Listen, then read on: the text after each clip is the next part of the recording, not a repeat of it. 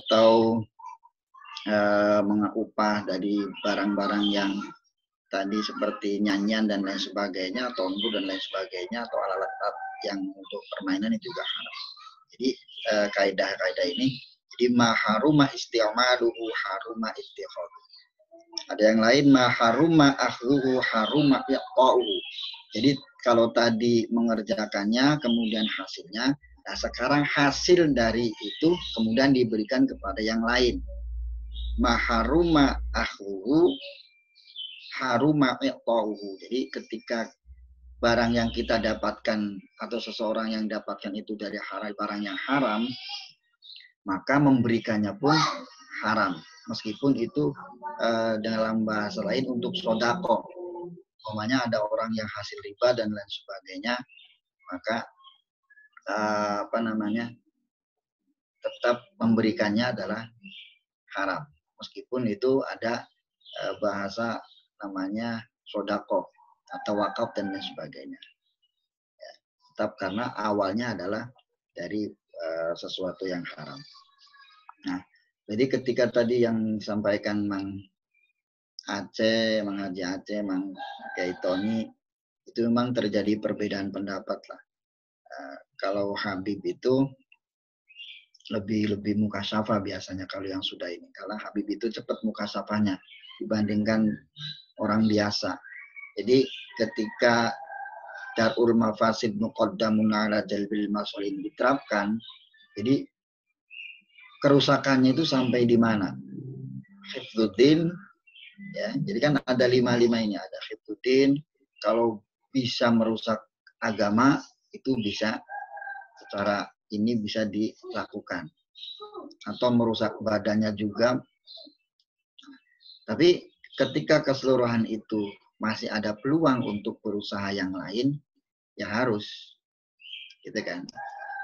Tapi kalau contoh kasus di hutan, terus kita kesasar di hutan, kemudian nggak ada apa-apa, yang ada hanya bangkai. Bangkai itu haram. Tapi ketika di situ tidak ada yang lain, kita bisa mati secara fikih. Kita bisa mati, maka itu boleh dimakan. Jadi haram. Jadi halal. Halalnya pun itu tidak sampai kenyang. Hanya sekedar menguatkan saja. Bukan sampai kenyang. Jadi halalnya. Kemudian secara fikih. Tapi secara sufi itu beda lagi. Sekali haram tetap haram. Apapun yang terjadi, saya lebih baik mati kelaparan daripada saya harus hidup dengan memakan barang yang haram. Jadi darul mafasid ini nanti kaitannya dengan ad-daruratu tubihul mahdurat dan lain sebagainya. Jadi batas-batas kebolehannya itu sampai di mana.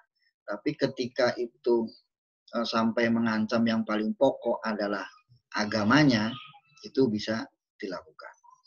Tapi kalau hanya untuk makan dan lain sebagainya, bisa bertahan dan lain sebagainya, insya Allah itu masih ada jalan lain. Makanya apa? Hidup itu kita cobaannya kan luar biasa. Bukan hanya sabar dan lain sebagainya.